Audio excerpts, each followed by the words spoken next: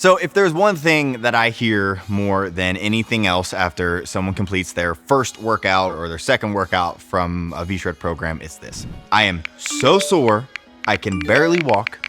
Is this normal? Am I dying? Will I ever get better? So to be clear, no, you are not dying. Yes, this is normal, and yes, thankfully it will get better. So in this video, I want to dig a little deeper into muscle soreness to let you know what might be causing it and what you can do to help control it, even if you can't necessarily stop it. Let's address the big questions here. First off, what is happening in your body when you're sore? Well, as I mentioned, what is known as delayed onset muscle soreness, or DOMS, is a completely normal response to exercise, and especially to a new exercise program. And researchers aren't 100% clear on exactly what causes it, but there are likely several contributors. In particular, things like using a full range of motion, training with intensity, pushing through that burn, and performing strict controlled reps that stretch your muscles. So basically all the things that can make a good workout can also make you ache after that workout. Now, to be clear, just because you're sore doesn't mean that it was a good workout. But on the other hand, it's also probably true that if you're never sore, you might not be pushing yourself as hard as you could be. So no, you don't need to feel completely wiped out in order to change your body. Working out is about feeling good, right? But I will also admit that some of us take pride in completely wrecking our legs or our arms every once in a while to help chase a little extra muscle. And that's fine. I do this literally all the time. But really, just know that for most of us, soreness is simply a part of a fitness lifestyle. And I'm sorry to be the bearer of bad news if you find that upsetting. But you might be wondering, how long does this soreness last, right? So for a lot of people, DOMS is the most intense for a day or two, but sometimes it can obviously linger for a little bit longer. But everyone who strength trains regularly has a story about how some lunges made it hard to sit down for a few days, or a calf workout made them limp up the stairs all week.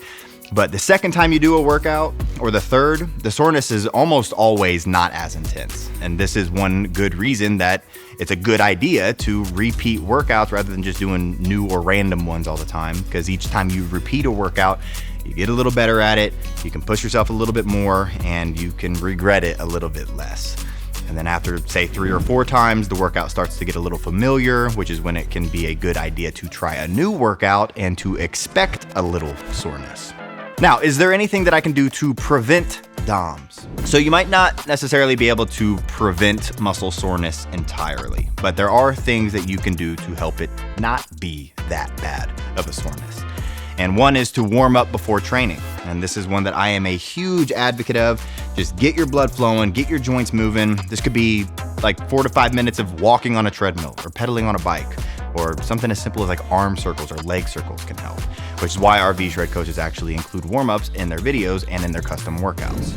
First, let's get started with a warm-up. Let's do some arm circles. Let's get straight into the warm-up so we make sure we get nice and warm. We're gonna start off with a warm-up. We have 4 circuits, a finisher, and then our cool down. So let's get going. Another big one is staying hydrated before your workout. Dehydration has been shown in research to increase muscle soreness, especially in people doing new or unaccustomed exercises. So while you're drinking up, maybe even put a scoop or 2 of branched chain amino acids in there, because drinking BCAAs has been shown in research to help decrease muscle soreness. But there's a catch to this. It only works if you actually drink these before your workout. Taking them later on and then hoping that it'll make your soreness magically disappear after you're already sore doesn't appear to work. But is there anything that you can do to decrease the soreness that you're feeling right now? Well, you may not want to necessarily hear this, but when you're feeling intense DOMS, movement is a big help. And no, this doesn't have to be an entire workout. Plenty of people find that simply warming up their body And increasing their blood flow and staying active really helps muscle soreness pass more quickly, and the research backs us up too. Also, low impact exercises like walking or biking or swimming can help. So if you enjoy those activities, do those on your off days to ease the pain associated with soreness and help just be ready for your next workout. And then also more restorative exercises like stretching, obviously, and some gentle foam rolling can help. And so can a warm bath or a shower, or even one that alternates between hot and cold water if you're into that. These are known as contrast showers, and some research indicates that switching back and forth, like 30 seconds hot and 30 seconds cold, can help control DOMS, which is pretty interesting. Now, you might also be wondering if you can train when you're sore. And the answer is yes, you absolutely can. You might just not feel like training the exact muscle that's hurting you, and that's completely fine.